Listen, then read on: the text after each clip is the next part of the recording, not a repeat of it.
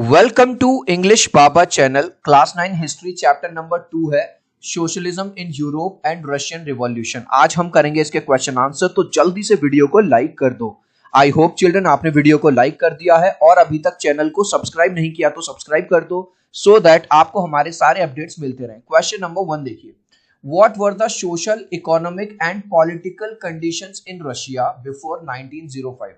1905 से पहले social condition कैसी थी, इकोनॉमिक कंडीशन कैसी थी और पॉलिटिकल कंडीशन कैसी थी रशिया की। तो एक एक करके इमेजेस से समझेंगे। सबसे पहले बात करेंगे सोशल कंडीशन की। सोशल कंडीशन की बात करें तो सबसे ज्यादा जो लोग थे, जो फॉलोअर थे, वो क्रिश्चियनिटी के, ठीक है, क्रिश्चियन थे। इसके अलावा थोड़े बहुत कुछ लोग मुस्लिम्स भी थे और बुद्धिस्ट भी थे। और तीसरी बात जो थी, जो लोग रशियन थे उनको तो उनके राइट्स मिलते थे, लेकिन जो नॉन रशियन लोग थे उनको थोड़ा परेशान किया जाता था, उनको उनके राइट्स नहीं दिए जाते थे, उनको उनकी कल्चर फॉलो नहीं करने दी जाती थी। तो सबसे पहले पॉइंट में हमने क्या देखा, most of the people belong to Christianity. तो पहले पॉइंट में ये लिख दो। सबसे पहले आपने लिखा क्या नाम है,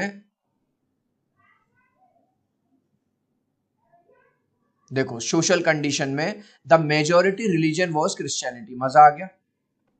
फिर सेकंड पॉइंट हमने क्या देखा था, कुछ लोग मुस्लिम्स भी थे और कुछ लोग बुद्धिस्ट भी थे। तो दूसरे पॉइंट में ये लिख दो, there were some Muslims and Buddhist too. मजा आ गया। नंबर 3, यहां पे देखो, we choose Europe not Russia. तो लोग इतने परेशान है कि वो कह रहे हैं हम यूरोप को चूज करते हैं क्योंकि रशिया में हमको परेशान किया जा रहा है, हम नॉन रशियन है। तो थर्ड पॉइंट में आप लिखेंगे, the non Russian were not treated equal to that of Russian people. जो नॉन रशियन लोग थे उनको रशियन लोगों की तरह ट्रीट नहीं किया जा रहा था। They were not given the freedom to follow their culture and language. उनको इतनी भी फ्रीडम नहीं दी जा रही थी कि वो अपने कल्चर को, अपनी लैंग्वेज को फॉलो कर पाए। चिल्ड्रन, अब इसके बाद है हमारा सोशल कंडीशन के बाद है economic condition. Economic condition image से समझो, ज्यादातर लोग थे जो फार्मर थे, क्या करते थे, फार्मिंग का काम करते थे। जब ज्यादातर लोग फार्मिंग करेंगे तो जो ग्रेन है वो ज्यादा पैदा होगा। जब ग्रेन ज्यादा पैदा होगा तो उसको एक्सपोर्ट किया जाएगा। तो पहले पॉइंट में आप क्या लिख देंगे, most of the Russians were farmers. Economic condition में, ठीक है, ज्यादातर रशियन फार्मर थे। Grain was the main item of export from Russia, और ग्रेन बहुत ज्यादा एक्सपोर्ट यानी बाहर भेजा जाता था। जब चिल्ड्रन ज्यादातर लोग फार्मर होंगे तो इंडस्ट्रीज वगैरह कैसी होंगी, बहुत कम होंगी। तो नेक्स्ट पॉइंट क्या लिखेंगे, इंडस्ट्रीज वर फ्यू। इंडस्ट्रीज बहुत कम थी। जो वर्कर्स इंडस्ट्रीज में काम करते थे उनका जो मालिक होता था, ओनर होता था, वो उनको एक्सप्लॉइट करवाता था, जरूरत से ज्यादा काम करता था, सैलरी उनको जरूरत से ज्यादा कम देता था, वर्किंग कंडीशन अच्छी नहीं थी। The workers were exploited bye factory owners. मजा आ रहा है। एक एक चीज आज हिस्ट्री में पहली बार आपको क्लियर हो रही है, देखते ही याद हो रही है। अब बात करेंगे पॉलिटिकल कंडीशन कैसी थी। जो राजा था वो था जार, निकोलस जार सेकेंड, ठीक है। अब मोनार्की रूल चल रहा था। मोनार्की रूल का मतलब जो राजा ने कह दिया वही रूल है, ठीक है, जैसा राजा कहेगा वैसा होगा, कोई रूल वगैरह कुछ नहीं है। तो पहला पॉइंट क्या लिख देंगे, रशिया हैड मोनार्की रूल, और कौन था, जार निकोलस सेकेंड राजा थे। अब monarch were not responsible to the parliament, मतलब मोनार्क, जैसे आज की डेट में भारत में जितने भी मिनिस्टर्स होते हैं, अगर वो कुछ गलत करेंगे उनको जवाबदेही देनी पड़ेगी, कोर्ट कचहरी भी जाना पड़ेगा, है ना, जेल भी जा सकते हैं। लेकिन जो राजा था वो पार्लियामेंट के लिए रेस्पॉन्सिबल नहीं था। कोई भी राजा के छोड़ के कोई भी राजा के खिलाफ किसी भी तरह की पॉलिटिकल एसोसिएशन या पॉलिटिकल पार्टीज नहीं बना सकता था। राजा ने सबको इलीगल कर रखा था। तो थर्ड पॉइंट लिखेंगे, all parties were illegal in Russia. इस तरह से चिल्ड्रन, अगर आपने सबसे पहले सोशल कंडीशन देखी हमने कि सबसे ज्यादा क्रिश्चियन लोग थे, उसके बाद थोड़े बुद्धिस्ट और मुस्लिम्स भी थे। नॉन रशियन लोगों को उनका कल्चर फॉलो नहीं किया जाना दे रहा था। इकोनॉमिक कंडीशन में देखा, ज्यादातर लोग फार्मर थे, तो इंडस्ट्रीज कम थी, ग्रेन एक्सपोर्ट होता था और जो ओनर है वो एक्सप्लॉइट करता था। तीसरे में हमने देखा पॉलिटिकल कंडीशन में राजा अपनी अपनी चलाता था, किसी की सुनता नहीं था, और कोई भी पार्टी बनाना राजा के खिलाफ सब कुछ इलीगल था। Next question, in what ways was the working population in Russia different from other countries in Europe before 1917? जो वर्किंग पॉपुलेशन थी रशिया की वो अलग कैसी थी यूरोप से 1970 से पहले। तो सबसे पहले अगर यूरोप की बात करें, यूरोप के जो वर्कर्स थे बड़ी यूनिटी में रहते थे, मिलजुल के रहते थे।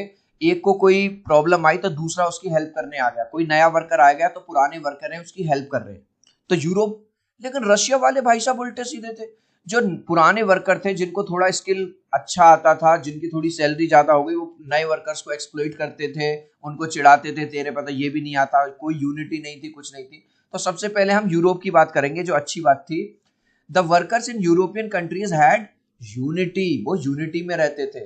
Workers in England and Germany formed association, जब यूनिटी में रहोगे तो तुम अपनी एसोसिएशन बना लोगे। And fought for better living and working condition. Children, अगर आप यूनिटी में रहोगे तो आप अपनी लड़ाई लड़ सकते हो। Worker association also supported political parties and ultimately form political parties themself. अब जो वर्कर्स थे वो पॉलिटिकल पार्टीज को सपोर्ट करने लगे और उन्होंने अपनी खुद की पॉलिटिकल पार्टीज भी बना ली। इसका एग्जांपल दे देंगे, labour party in Britain and a socialist party in France. तो ये तो रही यूरोप वालों की बात कि इन्होंने यूनिटी में रहे और यूनिटी में काम करा। अब रशिया के बिल्कुल अपोजिट थे। रशिया के कैसे थे? Workers in Russia had no unity, इनकी कोई यूनिटी नहीं थी भाई साहब। Workers were divided on the basis of their occupation. वो कहता था भाई मैं प्लम्बर हूं, भाई मैं तो ये हूं, भाई मैं तो ये हूं, भाई मैं ये वाला काम करता हूं। तो लोग बटे हुए थे। Skilled workers considered themselves superior to unskilled ones. जो स्किल्ड वर्कर थे, जिनको काम अच्छे से आता था, वो अपने आप को सुपीरियर समझते थे नए लोगों से। The workers demands were suppressed by the government. अब ये जो वर्कर्स जब भी डिमांड करते थे, क्योंकि इनके अंदर यूनिटी नहीं थी, तो गवर्नमेंट इनकी बातों को दबा देती थी। वहीं हमने यूरोप वाले केस में देखा कि जब उन्होंने, क्योंकि वो यूनिटी में थे, पावर में आ गए, पॉलिटिकल पार्टीज को सपोर्ट किया, तो गवर्नमेंट को भी इनकी बात माननी पड़ी। Why did the Tsarist autocracy collapse in 1970? राजा की जो राजगद्दी है वो कैसे छिन गई 1970 में? क्योंकि राजा मूर्ख था, अपनी के आगे किसी की सुनता नहीं था, बस अपनी अपनी चलाता था, जरूरत से ज्यादा युद्ध यानी कि बैटल वगैरह करता था। अब आप युद्ध करोगे, बार बार लड़ाइयां करोगे, तो होगा क्या चिल्ड्रन? उसमें पैसा भी खर्च होगा, लोगों की जान भी जाएगी। उधर एक और दिक्कत ये हुई लोगों को कि राजा ने जो शादी करी वो एनिमी कंट्री, दुश्मन कंट्री की एक लड़की से कर ली। भाई मान के चलो हम इंडिया में रहते हैं, हम दुश्मन कंट्री से हमारा कोई यहाँ का पर्सन हाथ मिलाए तो हमको बुरा लगेगा ना। दूसरा, उसकी ऐसी पॉलिसीज की वजह से खाने की शॉर्टेज पड़ गई, जिससे भुखमरी हुई। और उसने जो पार्लियामेंट थी, जो ड्यूमा जिसको कहते हैं, वहां पे हमारे यहाँ पार्लियामेंट कहते हैं, उसको भी सस्पेंड करते। तो पहला पॉइंट लिखेंगे, राजा मूर्ख था, किसी की सुनता नहीं था और युद्ध वगैरह बहुत करता था। तो पहले पॉइंट में क्या लिखेंगे? Too much involvement in Wars, war में बहुत ज्यादा इन्वॉल्वमेंट रहता था। जार की जो वाइफ थी, यानी किंग की जो वाइफ थी, belong to enemy country, enemy country से बिलोंग करती थी। उसकी पॉलिसीज की वजह से क्या हो गई? खाने की कमी हो गई, food shortage.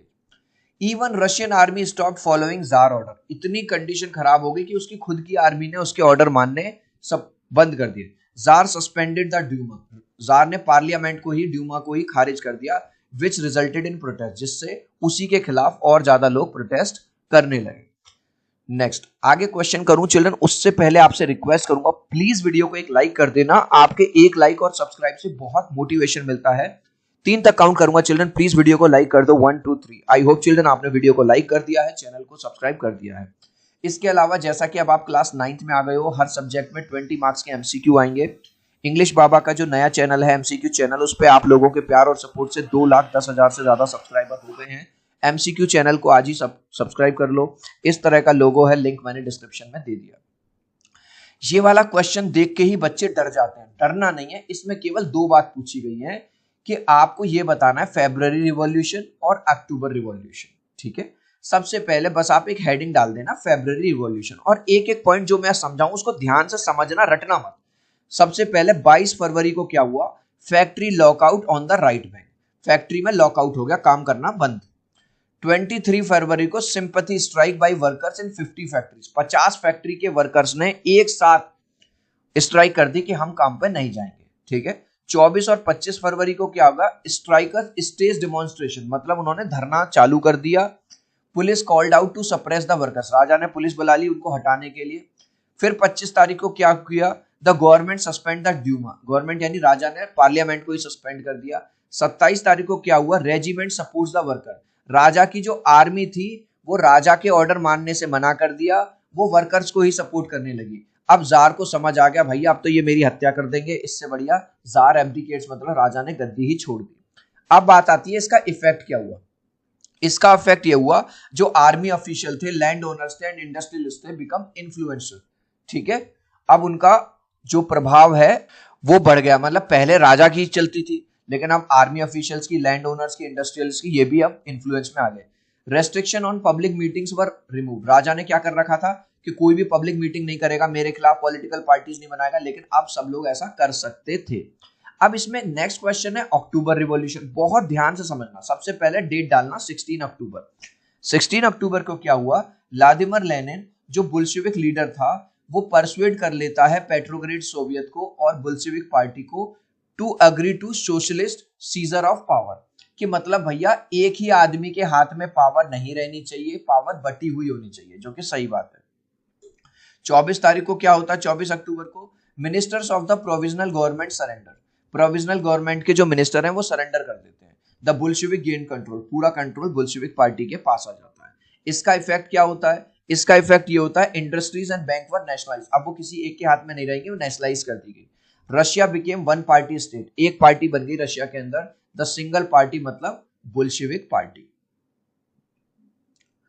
What were the main changes brought about by the Bolshevik? अब बुल्शेविक जब सत्ता में आ गए, बुल्शेविक जब पावर में आ गए, तो अक्टूबर रिवॉल्यूशन के बाद क्या क्या चेंजेस लाए। सबसे पहला चेंजेस ये आया कि जो बैंक था उनको नेशनलाइज कर दिया गया, किसी एक की बैंक नहीं रह गई। आर्मी की जो यूनिफॉर्म है वो चेंज कर दी गई, सबको एक जैसी यूनिफॉर्म दी गई।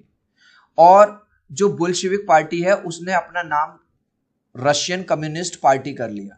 इसके अलावा बुल्शेविक को समझ में आ गया कि वॉर वगैरह युद्ध में कुछ नहीं रखा, तो इन्होंने वॉर से पीछा छुड़ा लिया और जर्मनी के साथ पीस बना ली। तो पहले पॉइंट क्या लिखेंगे, industries and banks were nationalise. देखो हमने यहाँ पे देखा था ना, जो बैंक्स थी उनको इंडस्ट्रियलाइज कर दिया। दूसरा पॉइंट, जो आर्मी थी उसको एक यूनिफॉर्म दे दी गई proper. New uniforms for the army and officials were design. तीसरा क्या हुआ, जो बुल्शेविक पार्टी थी वो सिंगल पार्टी बन गई और उसका नाम चेंज होकर के हो गया Russian Communist Party. The Bolshevik Party was renamed as the Russian Communist Party. और चौथा हमने क्या देखा, उनको समझ में आ गया कि युद्ध वगैरह, वॉर वगैरह से कोई फायदा नहीं है, उससे पीछे हट जाओ। The Bolshevik made peace with Germany, Germany के साथ उन्होंने शांति बना ली। And withdrew from the First World War, और फर्स्ट वर्ल्ड वॉर से भी वो पीछे हट गए। अब है right few lines to show that what you know about. इन सारे पॉइंट्स हैं ये 5, इनके बारे में आपको लिखना है। तो पहला पॉइंट है कुलक्स, ठीक है। कुलक्स क्या है, ये उस टाइम के रिच फार्मर हुआ करते थे रशिया में। ये जानबूझ के अपने स्टॉक को रोक लेते थे, जैसे प्याज है, आलू है, बहुत सारी चीज। अब जब मार्केट में इनकी शॉर्टेज हो जाती थी और जब प्राइस हाइक होने लगते थे, तब जानबूझ के ये ज्यादा दाम में बेचने के लिए अपने स्टॉक को बाहर निकालते थे। तो आंसर कैसे लिखेंगे, एक लाइन का आंसर है, they were rich farmers of Russia. Russia के रिच फार्मर्स थे। They used to control the crop market by holding stock. वो अपने स्टॉक को जमा कर लेते थे, बेचते नहीं थे मार्केट में। कब तक नहीं बेचते थे, जब तक उसकी कमी ना हो जाए। ड्यूमा क्या होता है, जैसे हमारे यहाँ पार्लियामेंट होती है ऐसी वहां ड्यूमा हो, ठीक है। और the Duma was parliament that was created on the permission of tsar. राजा की परमिशन से ही बनी थी ड्यूरिंग 1905 रिवॉल्यूशन में। विमेन वर्कर, जो औरतें थी जो इंडस्ट्रीज में काम करती थी, फैक्ट्रीज में, उनकी कंडीशन क्या थी, 31% of the factory labour were women. 31% महिलाएं काम करती थी। They were paid less than man, उनको आदमियों से कम पैसा दिया जाता था। They led the strikes in many factories, जिससे वो परेशान थी और उन्होंने कई बार स्ट्राइक्स भी करी। लिबरल्स कौन थे, लिबरल्स वो ग्रुप था जो ये चाहते थे जो जार की बढ़ती हुई पावर है, जो उसको लिमिट किया जाए, जार की पावर्स को डिवाइड किया जाए, मोनार्की रूल को खत्म किया जाए। ये एक नया चेंज लाना चाहते थे। This group wanted change in society, ये सोसाइटी में चेंज चाहते थे। They believe that government should be elected by people, मतलब ये नहीं चाहते थे कि राजा का बेटा राजा बने फिर उसका बेटा राजा बने, नहीं, गवर्नमेंट जो है वो लोग चुने, डेमोक्रेसी होनी चाहिए। They opposed uncontrolled power of tsar, और वो राजा की अनकंट्रोल्ड पावर के अगेंस्ट में थे। अब है स्टेलिन्स का कलेक्टिवाइजेशन प्रोग्राम। स्टेलिन जब पावर में आया, उसने कहा कि छोटे और बड़े फार्मर मिलके, इतनी लैंड है, किसी के पास इतनी है, किसी के पास इतनी है, सबको बराबर बराबर लैंड वो ना देके सब एक साथ कलेक्टिवली काम करें, जो भी अनाज पैदा होगा वो सबको मिलेगा, ठीक है। तो आंसर कैसे लिखेंगे, Stalin's hope to solve the problem of food shortage by combining. Collectivisation का मतलब करता है सबको कलेक्ट कर दो, combining small farms with large and modern farm, जो छोटे छोटे फार्मर थे उनको बड़े बड़े फार्म्स के साथ मिला दो। कलेक्टिवाइजेशन प्रोग्राम बिगिन इन 1929 में स्टार्ट हुआ। Peasants were forced to work in these state controlled collective farms, ठीक है। तो पीजेंट्स को, जो किसान थे, उनको फोर्स किया जाता था कि आप कलेक्टिवली काम करो और कलेक्टिवली ही पैसा कमाओ। इस लास्ट क्वेश्चन का आंसर आप मुझे देंगे कमेंट सेक्शन में, देखूंगा कितने बच्चे राइट आंसर देंगे। मैंने स्टार्टिंग में बताया था मोस्ट ऑफ द रशियंस क्या थे, लैंडलॉर्ड थे या फार्मर्स थे या इंडस्ट्रियलिस्ट थे। आप चाहो तो अपने आंसर में कमेंट में A, B या C लिख देना, मैं समझ जाऊंगा। सो आई होप मेरा ये वीडियो आपको बहुत अच्छा लगा होगा। प्लीज वीडियो को लाइक कर देना, चैनल को सब्सक्राइब कर देना। अब हम मिलते हैं अगले वीडियो में। Bye bye.